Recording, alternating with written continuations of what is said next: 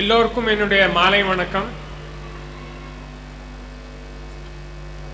இந்த விழாவில் இங்கே கலந்து கொண்டு வந்திருக்கும் எல்லோ பெற்றோர்களுக்கும் என் இனிய மாணவர்களுக்கும் முதலில் என்னுடைய நன்றியை தெரிவித்துக் கொள்கிறேன். இந்த விழாவில் ஒரு இது என்ன யோசிச்சேன்னா, இந்த பள்ளிக்கூடத்தோட நோக்கம் எந்த மாதிரியான கல்வியை தர வேணும்னு சொல்லி நாங்கள் எய்ம் பண்ணுறோம், எந்த மாதிரியான இது கொடுக்குறோன்றதுக்கு அதை எக்ஸ்பிளைன் பண்ணணும், அதை சொல்லி பகிர்ந்துக்கணும்னு நினச்சி தான் வந்தேன். ஆனால் இப்போ இங்கே டைரக்டர் மேடமும் செக்ரட்டரி மேடமும் பேசினதில் பெரும்பாலான இது உங்களுக்கு எல்லாம் தெரிஞ்சிருக்கும். ஓகே, நல்ல தலைவர்களையும் நல்ல குடிமக்களையும் சந்தோஷமான நாட்டுக்கும் சமுதாயத்திற்கும் தங்களுடைய பங்களிப்பை தரக்கூடிய நல்ல குடிமக்களையும் தலைவர்களையும் உருவாக்குவது எங்களுடைய குறிக்கோள். இதனை இவனால் செய்யணும்னு சொல்லி கொடுத்துட்டா நம்மளுக்கு ஒன்றும் பயமில்லை, அதை காரியம் வெற்றியாகும்னு சொல்லியிருக்கிறாங்க. அந்த மாதிரி இப்போ பள்ளிக்கூடத்தை நடத்துகிற பொறுப்பை ஏற்றிருக்கிற செக்ரட்டரியும் டைரக்டரும் ரொம்ப நல்லா இதோட பண்ணிக்கிட்டு இருக்கிறாங்க. அதுக்கு மேலே அதிகம் என்னால் சொல்ல முடியுமான்னு தெரியல. என்னோட இதில் இப்போ நான் செய்கிற தொழிலில் நான் ஒரு சாஃப்ட்வேர் இன்ஜினியராக வேலை செய்கிறேன். என்னோட இதில் இண்டஸ்ட்ரியில் நான் பார்த்து கொண்டிருக்கிற ஒரு சில அனுபவங்களையும் சில படிக்கிற ஒரு சில நிகழ்ச்சிகளை பற்றி ஓரிரு வார்த்தைகள். எல்லோரும் பிள்ளைகள் ஆடுவதையும் பாடுவதையும் பார்க்க ஆவலோடு இருப்பீர்கள். அதிக நேரம் எடுத்துக்கொள்ள மாட்டேன். இப்போ இருக்கிற சமுதாயத்தையும் இப்போ இருக்கிற சூழ்நிலையும் பார்க்கும்போது சார்ல்ஸ் டிக்கன்ஸோட நாவல் டேல் ஆஃப் டூ சிட்டிஸோட ஸ்டார்டிங் பாயிண்ட் தான் ஞாபகம் வருது. It starts like it was the best of times, it was the worst of times. அதாவது இது பெரிய வளர்ச்சிக்கான நேரமாக இருக்குது, அதே சமயத்தில் ஒரு பேரழிவுக்கான நேரமாகவும் இருக்குது. ஒரு வகையில் பார்த்தோம்னா தொழில்நுட்பம் அளவில்லாமல் வளர்ந்துட்டே போகுது. எவ்வளவோ வசதி வந்துருச்சு. இப்போ வீட்டில் சுத்தம் பண்ணுறதுக்கு சின்னதாக ஒரு ரோபோ வாங்கியிருக்கிறாங்க. அது போட்டுட்டா அதுவாக போய் வீட்டோட இதை பார்த்து வச்சுக்குது, அதுவாக சுத்தமாக பண்ணிடுது. நாம் செய்கிறத விட அது சுத்தமாக பண்ணுதுன்னு சொல்கிறாங்க. எவ்வளவோ பேர் இப்போ எது வேணுமோ அமேசான்லேயோ, அதாவது இந்த டிஜிட்டலைசேஷன் எண்மப்படுத்துதல்ங்கிற இது ரொம்ப நல்லா பரங்கிடுது. வளர்ந்த நாடுகளை விட நம்ம நாட்டில் இன்னும் அதிகமாகவே இருக்குது. இப்போ தர்மபுரியிலேயே இப்போ ஏதாவது பொருள் வேணும்னா, சாப்பாடு வேணும்னா ஸ்விக்கியில் போய் ஆர்டர் பண்ணுறோம், ஜொமேட்டோவில் போய் ஆர்டர் பண்ணுறோம். ஆர்டர் பண்ணால் 30 நிமிஷத்தில் 40 நிமிஷத்தில் வருது. இப்போ வேலைக்கு போகிற 2 பேர் வேலைக்கு போகிறாங்கன்னா, இல்லை ஏதோ ஒரு நாளைக்கு யாருக்கோ உடம்பு சரியில்லைன்னா ரொம்ப கஷ்டப்படாமல் உடனே வாங்கி இது பண்ணுங்க. அந்த மாதிரியான வளர்ச்சி வந்துக்கிட்டு இருக்கு. மருத்துவமும் தொழில்நுட்பமும் ரொம்ப முன்னேறிக்கிட்டே போகுது. அதாவது முன்னெல்லாம் ஆராய்ச்சி பண்ணி புள்ளியியல் படி ஒரு 90% பேருக்கு என்ன மருந்து வேலை செய்யுமோ அதுதான் நமக்கெல்லாம் மருந்தாக கொடுத்தாங்க. இப்போ ஒவ்வொருத்தரோட டிஎன்ஏவையும் அனலைஸ் பண்ணி அந்த டிஎன்ஏ இருக்கிற போது அதில் ஏதாவது அந்த இருக்கிற ஃபால்ட்டுக்கு அந்த ப்ரோட்டீன் சிந்தசைஸ்க்கு எந்த மாதிரி மாற்ற மருந்து கொடுக்கணும்னு சொல்லி கஸ்டமைஸ்டு மெடிசன் இஸ் ஆஃபிங். ஓகே, அதாவது ஒவ்வொருத்தருக்கும் அவர்களுக்கே பிரத்யேகமாக தயாரிக்கப்பட்ட மருந்து வரத்துக்கான ஆராய்ச்சி நடந்துட்டு இருக்கு. அது கிட்டத்தட்ட வந்துருச்சு. அந்த மாதிரியான தொழில்நுட்பம் பல்வேறு வகையில் ரொம்ப நல்லா வளர்ந்துட்டு இருக்குது, பெருசாக போயிட்டே இருக்கு. அதே சமயத்தில் நல்ல அறிவியல் தொழில்நுட்பம் அது மட்டும் வளர்ந்தால் மட்டுமே இப்போ மேடம் சொன்ன மாதிரி செயற்கை நுண்ணறிவு, இயந்திரவியல் கற்றல், அந்த மாதிரி பல்வேறு துறைகளில் இப்போ மனிதனை விட சிறப்பாக இயங்கக்கூடிய கணிப்பொறிகள், எந்திர மனிதர்கள் எல்லாம் வர இருக்கு. அந்த இதில் அளவில்லாமல் இப்போ வளர்ச்சி இருக்கு. இப்போ நமக்கு போதுமான வளர்ச்சி வந்துருச்சா அப்படின்னு பார்த்தா இப்போ எல்லாரும் சந்தோஷமா இருப்பாங்களா, எல்லாரும் நல்லா இருப்பாங்களான்னு பார்த்தா அந்த இடத்துல ஒரு பிரச்சனை இருக்கு. எவ்வளோ தூரம் இந்த தொழில்நுட்பமும் அறிவியலும் முன்னேறி இருக்கிறதோ, எவ்வளோ தூரம் இது பண்ணியிருக்கோ, அதே சமயத்தில் it has also broad problems. ஒரு சில பிரச்சனைகளையும் கொண்டு வந்திருக்கு. சின்ன குழந்தைங்க தே வாண்ட் டு, இப்போ பெரும்பாலான இதில் கூட்டு குடும்பம் கிடையாது, ஒரே ஒரு குழந்தையா இருக்கு. சின்ன வயசுல யாரும் பார்த்துக்கிறதுக்கு இல்லைன்னா அது கையில் மொபைலோ இல்லை கம்ப்யூட்டரோ கொடுக்குறோம். அந்த குழந்தைக்கு நினச்சப்போ படம் பார்க்குது, நினச்சப்போ ஆஃப் பண்ணுது. அதே மாதிரி மற்றவங்களோட பேசும்போது பழகும்போது எனக்கு போர் அடிச்சிச்சுன்னா நான் போகிறப்போ தாத்தா அப்படின்னு சொல்லிட்டு போகணும். அந்த மாதிரி மற்றவங்களோட பழகிறத வந்து ஒரு எந்திரத்தோட பழகும்போது எப்படி அதை ஆன் ஆஃப் பண்ணுதோ அதே மாதிரி மக்களோட பழகும்போது ஆன் ஆஃப் பண்ணணும்னு எதிர்பார்க்குது. ஆனால் உண்மையில் அது மாதிரி வாழ முடியாது. இப்போ வந்து இருக்கிற தேவையான இது என்னென்னா, இப்போ மேடம் சொன்னாங்க ஐஐடி நீட் படிச்சுட்டு மெடிக்கல் காலேஜில் இருக்கிற பிள்ளைங்க, அந்த மாதிரி பிள்ளைங்கள்லாம் வந்து தற்கொலை அந்த மாதிரி ஒரு மனசு கஷ்டப்பட்டு தவறான முடிவுக்கு போகிறாங்கன்னு. அந்த இதுலலாம் என்ன ப்ராப்ளம் எங்கே பண்ணுதுன்னா, இந்த மாதிரி மற்றவர்களோட பழகிறதுக்கான வாய்ப்பு அந்த அந்த எதிர்பார்ப்புகளை வந்து சரியாக கட்டமைச்சுக்கிறது தெரியாததுனால இந்த மாதிரியான பிரச்சனைலாம் வருது. அப்போ நம்ம கல்வி கொடுக்கும்போது அவர்களுக்கு தேவையான இந்த அறிவியல், தொழில்நுட்பம், சயின்ஸு அதெல்லாம் சொல்லி கொடுக்கறது மட்டும் இல்லாமல் மற்றபடி வாழ்க்கையை எதிர்நோக்கிறதுக்கான அந்த மாதிரி இதெல்லாம் பார்த்துக்க வேண்டியிருக்கு. இன்றைக்கி உலகம் ரொம்ப சின்னதாகிடுச்சு.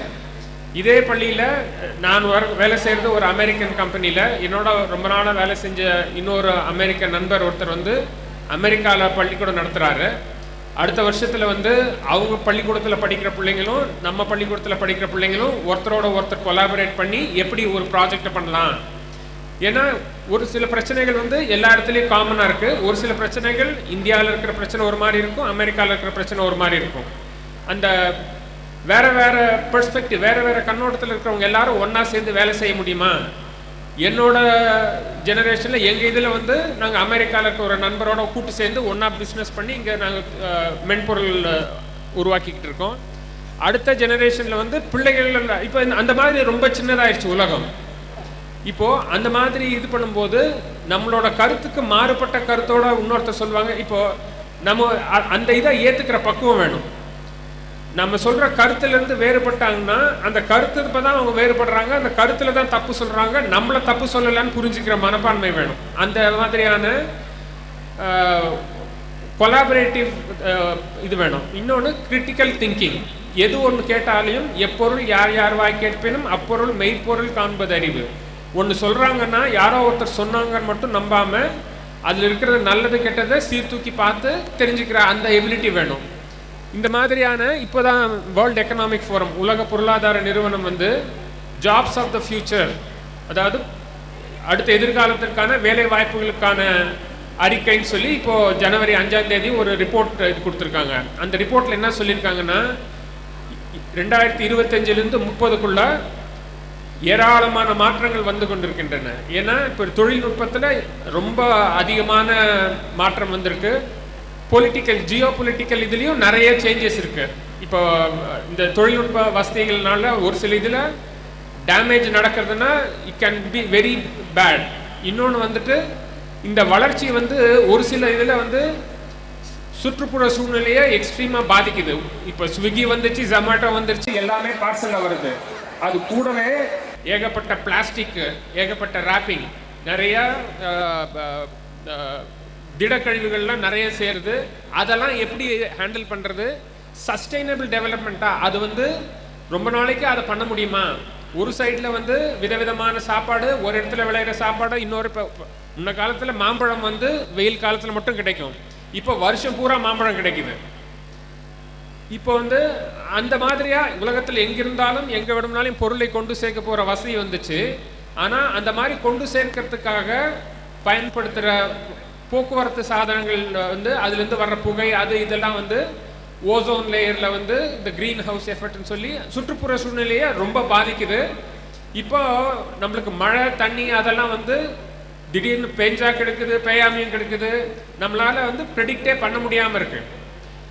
இப்போது வளர்ச்சின்னு சொல்கிறது அப்போதைக்கு இந்த ஷார்ட் டேர்ம் பெனிஃபிட் மட்டும் இல்லாமல் லாங் டேர்முக்கு சஸ்டைனபிளாக இருக்குமான்னு நம்ம பார்க்கணும். அப்போது ஒருத்தர் வந்து ஒரு சொல்யூஷன் கொண்டு வந்திருக்கிறேன், ஒன்று புதுசாக கண்டுபிடிச்சிருக்கிறேன்னு சொல்லும்போது அதில் இருக்கிற நல்லது கெட்டது சாதக பாதகங்கள், அதோட குறுகிய கால பலன் என்ன, அதோட நெடுங்கால நீட்ட இதில் என்ன இருக்குது, அதெல்லாம் சீர்தூக்கி பார்க்கறதுக்கான அனாலிட்டிக்கல் எபிலிட்டி, இந்த கிரிட்டிக்கல் திங்கிங் எபிலிட்டி பிள்ளைகளுக்கு வேணும். அந்த மாதிரி இதெல்லாம் கொடுக்கறதுக்கும் அந்த மாதிரியான வளர்ச்சியை இருக்கிறதுக்கும் அதே மாதிரி நாம் செய்யக்கூடிய காரியம்லாம் வந்து மனித நேயத்தோடு இருக்குதா, அன்போடு இருக்குதா, அது வந்து இஸ் இட் ஜஸ்டிஃபையபிள், அந்த மாதிரியான it's not what is there in for me, what is there for the society. எனக்கு மட்டும் என்ன லாபம் வரும்னு பார்க்காம நம்மை சுற்றி இருக்கிற சமுதாயத்தில் அவங்களுக்கெல்லாம் பலன் தருமா, மற்றவங்க யாருக்காவது பாதகம் தருமான்னு யோசிக்கிற தன்மை வேணும். இந்த மாதிரி விழா நடத்துறது, இந்த மாதிரி இதில் வந்து எல்லாரையும் கூட்டமாக இருந்து ஆட வைக்கிறது, பாட வைக்கிறது, விளையாட்டுகள் எல்லாம் பண்ணுறது எதுக்காகனா, அப்போ தான் ஒருத்தரோட ஒருத்தர் ஒரு குழுவாக இது பண்ணும்போது, சரி இந்த போட்டியில் நீ ஜெய், அடுத்த போட்டியில் நான் ஜெயிக்கிறேன், இல்லாட்டி ஆடும்போது பாடும்போது ஒருத்தர் தப்பு பண்ணால் பரவாயில்ல அடுத்த வாட்டி நல்லா பண்ணிக்கோன்னு சொல்லிக்கிற அந்த சமுதாய நோக்கு வரத்துக்காக வேண்டிதான் இந்த மாதிரி குழுவாக ஆட வைக்கிறோம், பாட வைக்கிறோம். அந்த மாதிரியான எபிலிட்டி வந்து ரொம்ப முக்கியமாக இருக்குது. இந்த தொழில்நுட்பம் வந்து நம்மளோட ஒரு சில வசதிகளையெல்லாம் கொடுத்தாலும் அந்த தொழில்நுட்ப வசதிகளால் கண்டுபிடிக்கிற அந்த புதிய கண்டுபிடிப்புகள்லாம் மனித குலத்திற்கு நல்லதை தயக்குமா, நெடுங்கால நீட்டகால கண்ணோட்டத்தில் வந்து அது பலன் தருமா, அதை எப்படி சரி பண்ணணும், ஏதாவது பாதகம் இருந்துச்சுன்னா அதை சரி பண்ணணுமா அப்படின்னு கேட்குறதுக்கெல்லாம் நாம் எல்லோரும் மனித நேயத்தோடும் அன்போடையும் இருக்கணும். இந்த மாதிரி குழுவான இதிலெல்லாம் படிக்க வைக்கிறது, ஆட வைக்கிறது எல்லாம் வந்து அந்த மாதிரியான கண்ணோட்டத்தை பிள்ளைகளுக்கு கொடுக்கறதுக்காக தான்.